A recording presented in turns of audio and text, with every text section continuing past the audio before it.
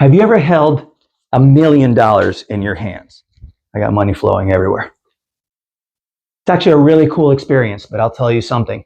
There's some things you really need to know about it before you handle that kind of money.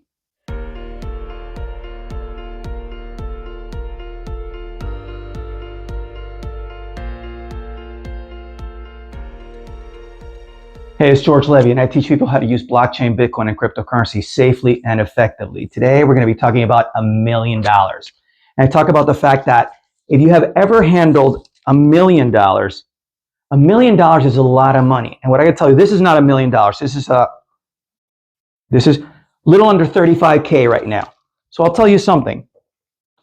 When you handle this kind of money, paper money is not handled by you. That's why you don't see people walking around with 35K every single day.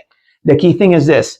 If you are thinking about having money, you typically think about having money in the bank. So what I would say, big portion of whatever net worth I have in cash, dollars are held by a bank. Why? Because banks keep your money safe, and because banks are where big money is held.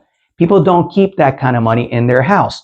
Part of it is security, but part of it is also because there's tax issues, and a lot of people just can't simply hide away that kind of money. So let's talk about the $1 million that I've been talking about.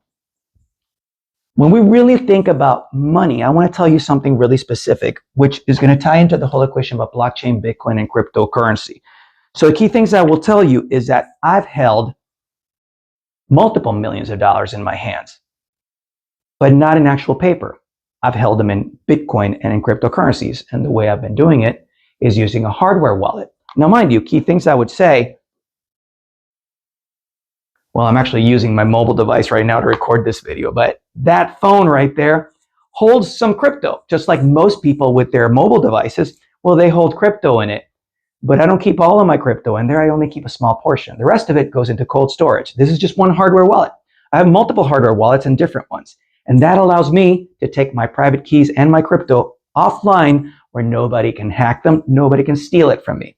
So, key things. I've held millions of dollars in crypto, just in different hardware wallets, and not always my hardware wallets. Sometimes dealing with people, and we go traveling. Sometimes we go to a different country, and you know that form that says, do you have $10,000 or more of currency when you walk in? Well, they really don't have $10,000 worth of currency, but they may be sitting on 50 million, 100 million worth of crypto, but they're not really carrying the cash. Does that make sense to you? So hardware wallets are a way for you to be able to take your crypto offline. And if you have millions of dollars, I highly recommend that you either get a really secure way of doing it, or the best way to keep control yourself is to actually be able to have a hardware wallet for which you have the private keys. Okay, so key things I want to tell you. When we're talking about money, and we began talking about $1 million worth of money, and have you ever held $1 million in your hands? Here's the issue. If you have that kind of money, if you have millions of dollars, you don't have those millions of dollars in your house. You typically have them in the bank. Guess what? You don't have that money. Your bank has that money. What's the challenge with that? If you were to go to the bank and say, you know what, I want to withdraw, even like pulling out $35,000, that will require permits. That will require waiting. That will require finding out why you're actually pulling that kind of cash out. You know what? I got to tell you, I wouldn't feel safe walking out of the bank with 35K, much less 100K, 300K. You better have some sort of security and cover your back, because you never know who might be looking at you. But the key points I want to tell you is this. You can't just simply just go to an ATM and pull out $10,000. You can't do that. You have to pull a specific withdrawal. You have to go to the bank. You have to fill out forms to make sure why you're pulling out the money. It's a big deal when you try to pull out real cash out of a bank. So the things I want to tell you is that if you actually want to be handling millions of dollars, you know, for you to truly have those, you have to be talking cryptocurrencies. You have to be talking Bitcoin. You have to be talking perhaps Ether. Some people are millionaires in Doge. Some people are millionaires in Shiba Inu. But the key things I want to tell you is when we are talking about blockchain, Bitcoin, and crypto, I want to point out something very important to you. If you have two people, and those two people are in different places in the world right now, if I were to be talking to you and I say, you know what, I'm going to give you, you know what, let me give you a couple of $100. You know, I need to give you, let me go. 1, 2, 3, 4, $420. I can give it to you physically. You got $420 from me. I can do that in person, right? Okay. Try that over the internet. If somebody's actually somewhere else in the world, what happens? You need to use the services of a bank. You can't simply just give the money to the other person. Why? Because you really don't have the money. Who has the money? The bank has the money. So for you to be able to send money from one person to another over the internet, you need to use the services of a bank. Why? Because the bank is the one that's going to be able to do the transfer. So it doesn't necessarily have to be a bank. It could be Western Union. It could be MoneyGram. It could be a money transfer, but you can't send cash, like physical money, over the internet. That can't be done. So here's the interesting thing. Whenever you're doing a transfer of money over the internet, you need to use the services of a bank. The banks have the power and the control there. Now, let's compare that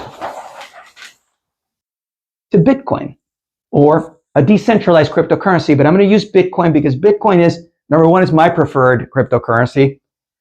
I don't know if I want to call myself a Bitcoin maximalist. There's a lot of cryptos out there, but I truly am a believer in Bitcoin and buy Bitcoin. Just letting you know. Two people want to do a transfer of Bitcoins over the internet. You can simply the other party can just simply give you their Bitcoin address, and you can send as much Bitcoin as you want.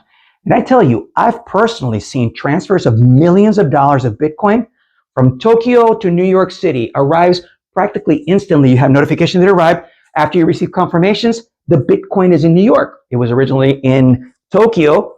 Now it's in New York, right? Try that with a bank. You can't. The bank, number one, would not allow you to send millions of dollars. Why? Because, first of all, that's going to raise a lot of flags. But when you're sending Bitcoins, there's no bank involved.